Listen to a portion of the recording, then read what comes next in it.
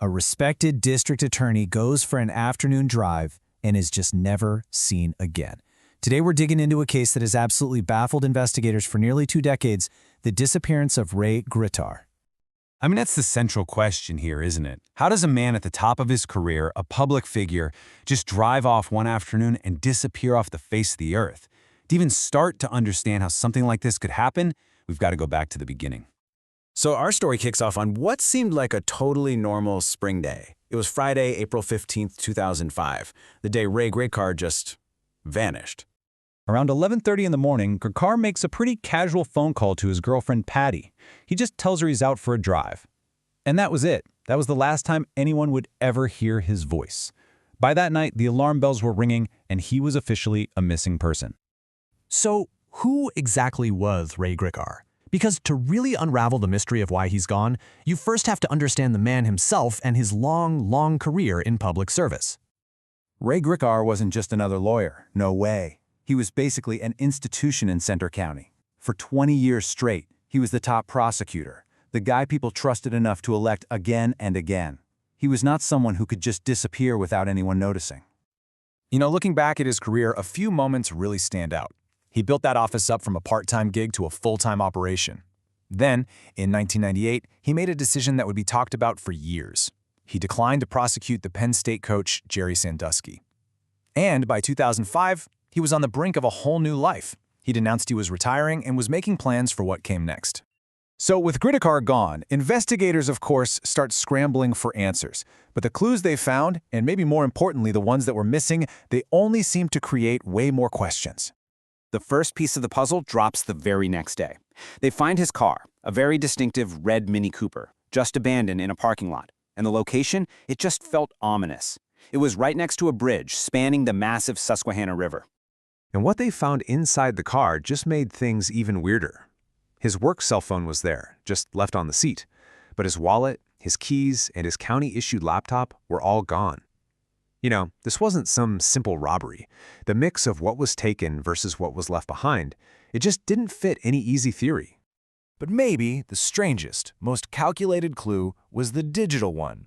Investigators search his home computer and find he'd been looking up how to wreck a hard drive. Okay. Then months later, his actual laptop gets pulled from the river, but its hard drive has been physically removed.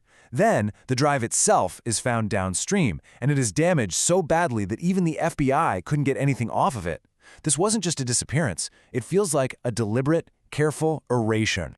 But just as all this evidence is pointing towards either a planned escape or a suicide, a totally conflicting clue pops up.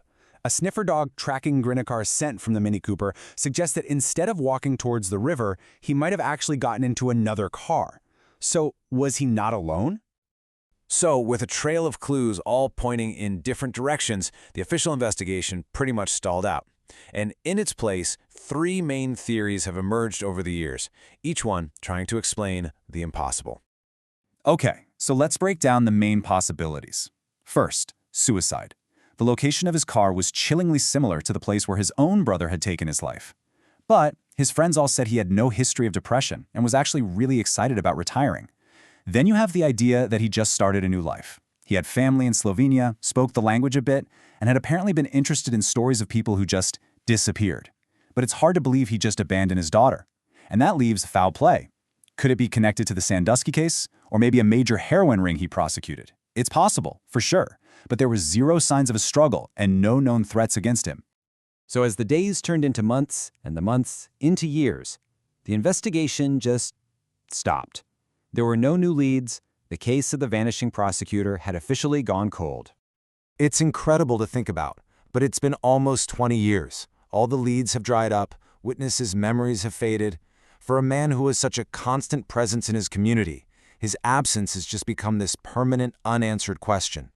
Now, while the mystery itself is completely unsolved, the law did need some kind of resolution. So in 2011, 6 years after he vanished, a judge officially declared Ray Gricar dead. This allowed his daughter to finally settle his estate. But for the police, on the books, this case file is still wide open. And so, that leaves us right where we started, doesn't it? Was this a meticulous plan to start over? A secret, tragic end? Or did a dark secret from one of his old cases finally come back to haunt him? The clues point in every direction, and the truth about what happened to Ray Gricar, well, it remains just out of reach.